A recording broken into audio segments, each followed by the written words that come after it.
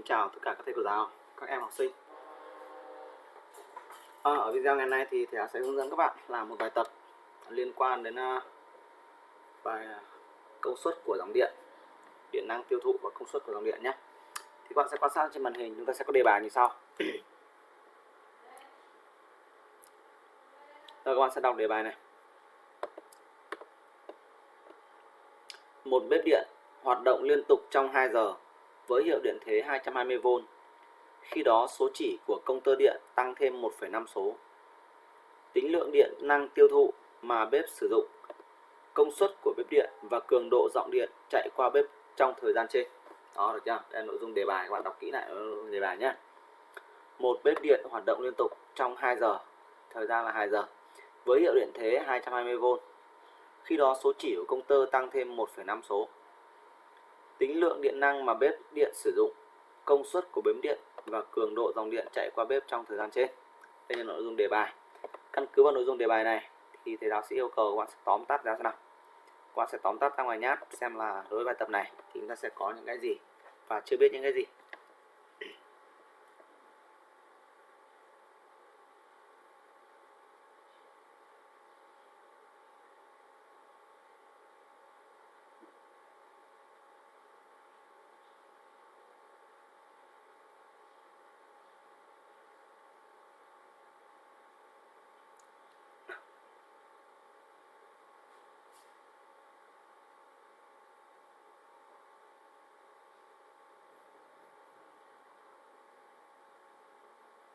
Rồi, thì bây giờ chúng ta sẽ cùng nhau tóm tắt bài toán nhé.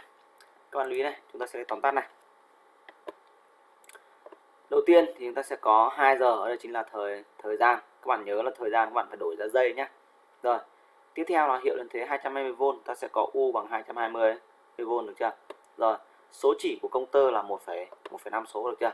Rồi, bài toán yêu cầu tính gì? Tính lượng điện năng mà bếp sử dụng. Lượng điện năng ở đây chính là A được chưa? Tức là công của dòng điện.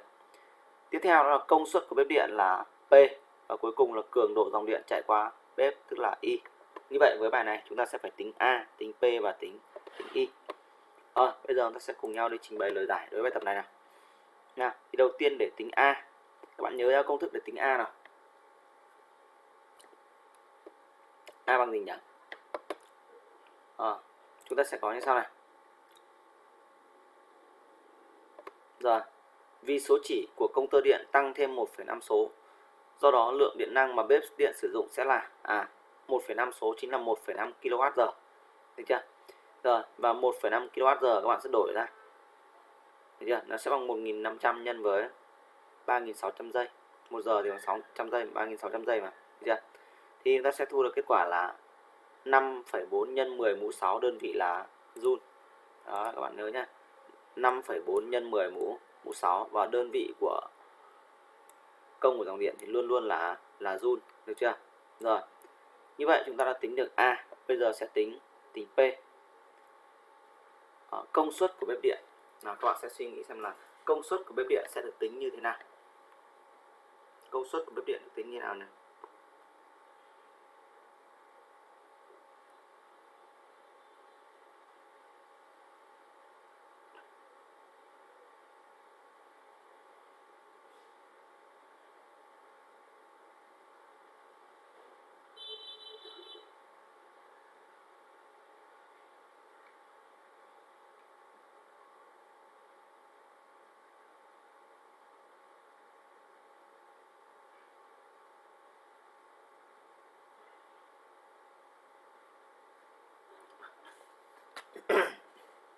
Rồi, tiếp theo chúng ta sẽ đi tính công suất của bếp điện.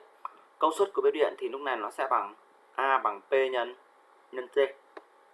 A bằng P nhân T, đúng không? Rồi, thế vậy thì các bạn thấy rằng là A biết chưa? A biết rồi. T biết chưa? T biết rồi, đúng không? Vậy từ đây nó sẽ suy ra được là, từ công thức này ta suy ra được là P sẽ bằng A chia T, được chưa? Rồi, và chúng ta sẽ lấy 5,4 nhân 10 mũ 6 chia cho 7.200. Chia cho 7.200. Đó, được chưa? Chia cho 7.200 thì các bạn sẽ tính xem có kết quả đúng bằng 750 không. Nào, các bạn sẽ lấy máy tính ra bấm ra đó, xem kết quả bằng 750 oan không?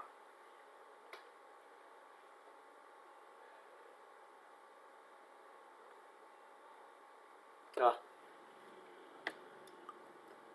Đó chính là nội dung của thứ ba. Chúng ta đã tính gì nhỉ? P. Như vậy ta tính được A và P rồi. Bây giờ nó sẽ tính Y thôi, đúng không? Y thì đơn giản rồi, đúng không? Đến đây nó sẽ có công thức là gì nhỉ? Lúc này thì cường độ dòng điện chạy qua bếp trong thời gian sẽ là gì đây?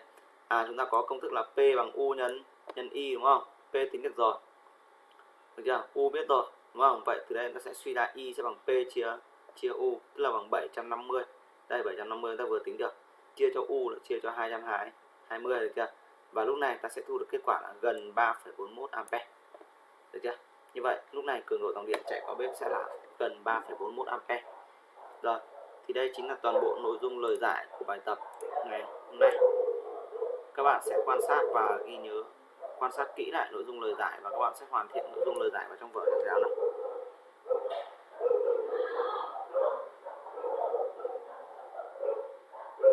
Rồi các bạn sẽ hoàn thiện vào trong vở nhé.